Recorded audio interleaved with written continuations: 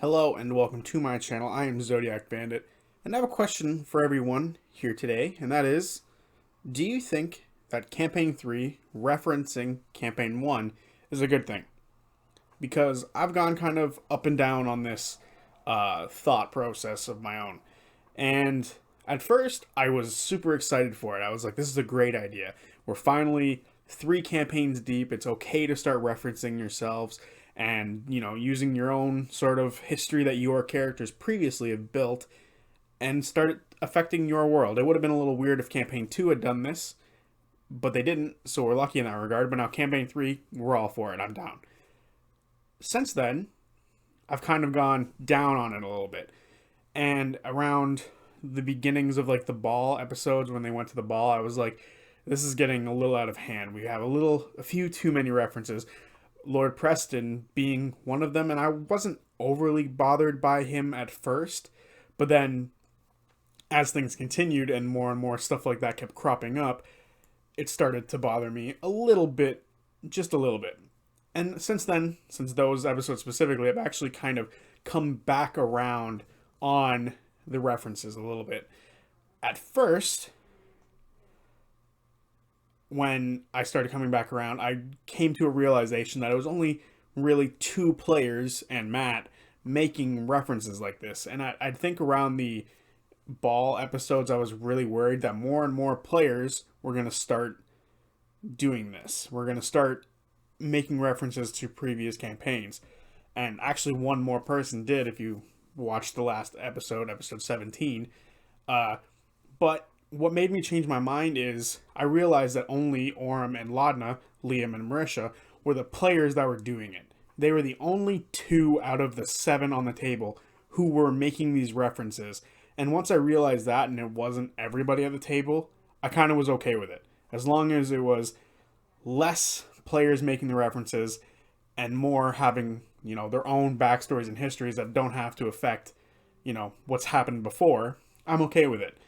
And it really came to a head when Laudna said that she was hanging from the sun tree.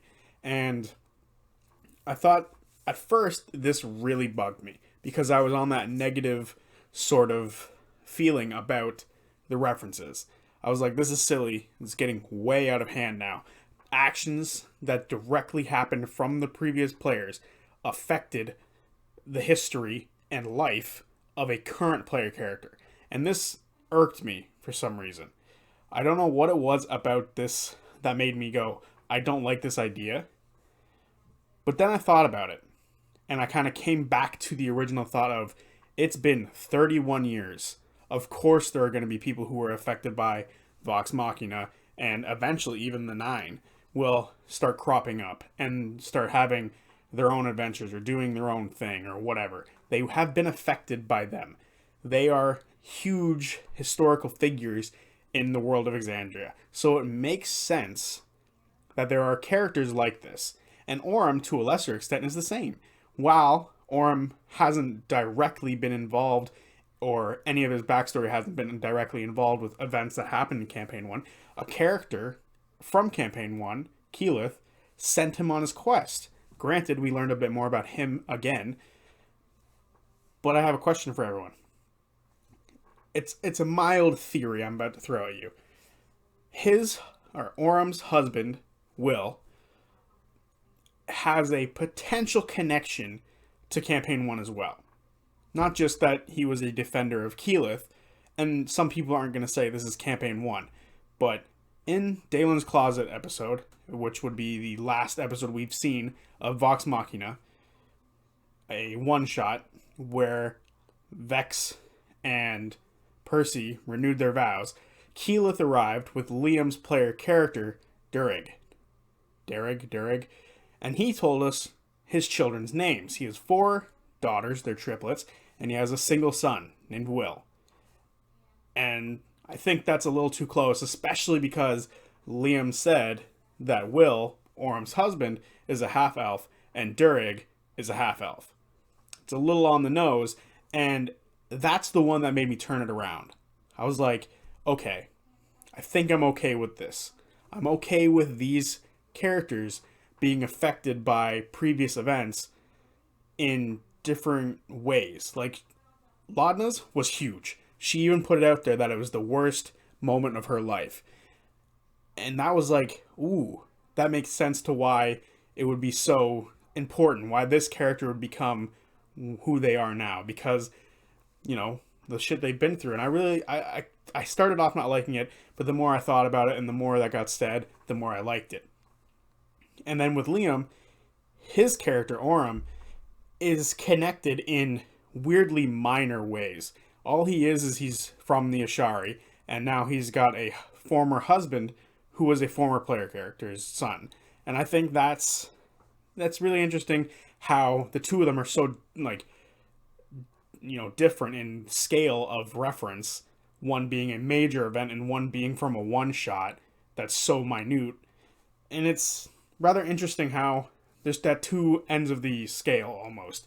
That one's a major, reference and one's a minor reference, and they still have the same effect and gravity when put to the new players. And I thought that was really good and really well done, and that itself made me turn my opinion around on these references. That being said, Fern has now said that her parents went to Aor, or that her father, I believe, went to Aor. And that's a reference to Campaign 2, of which I feel like we've only heard one or two before that. If more players continue to do this reference thing to previous campaigns, and if Matt continues to do it, I might go back down on the spiral and say this is bad, they need to stop doing it. My fear is that it will not give Campaign 1 its own identity. Campaign 3 its own identity, and have it built off Campaign 1. Just a little too much. Campaign 2 was amazing because it didn't do that. It had its own identity, its own feel, its own everything.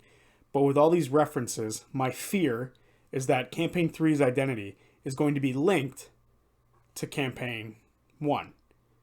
And it already is.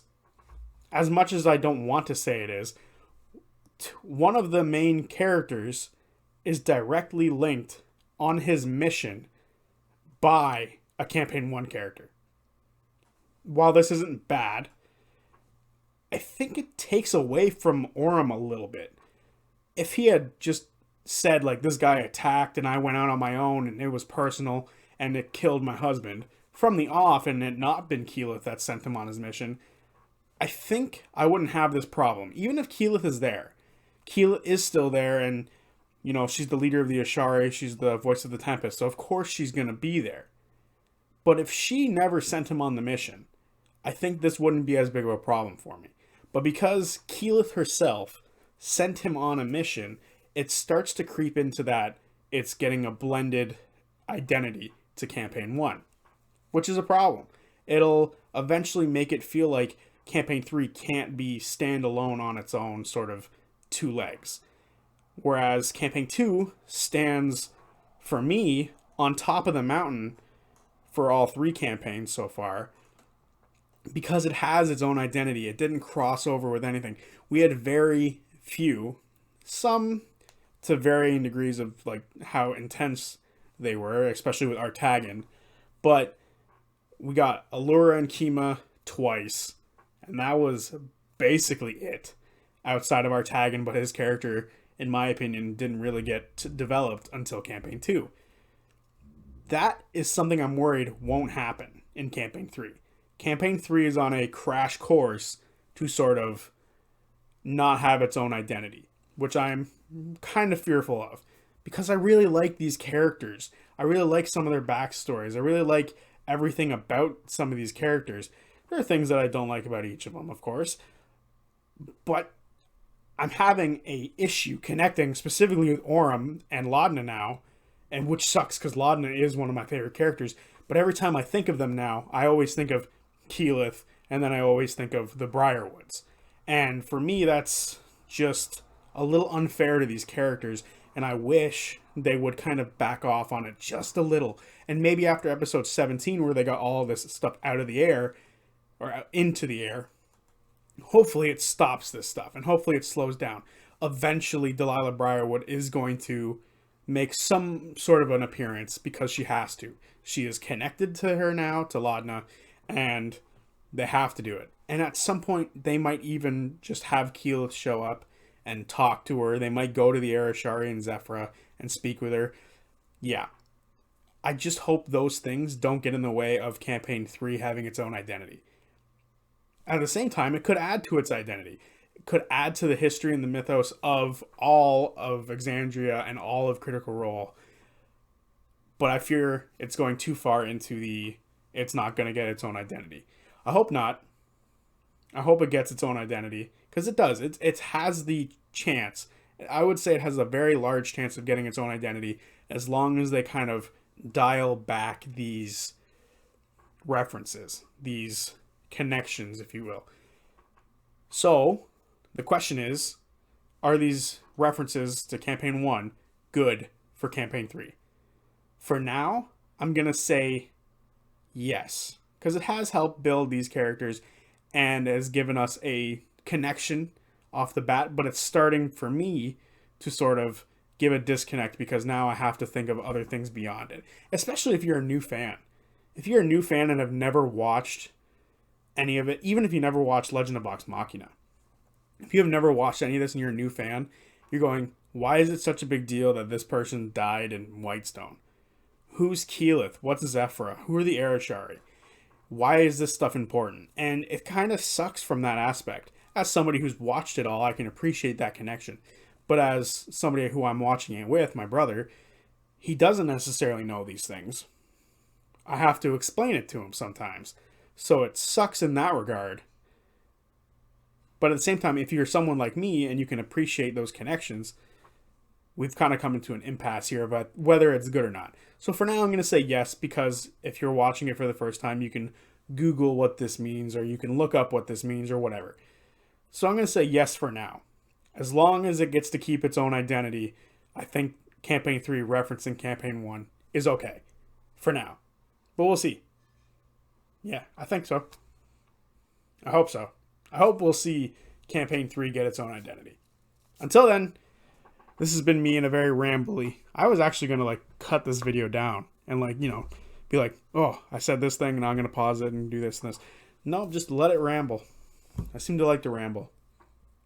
Anyway, see you guys Friday. Peace.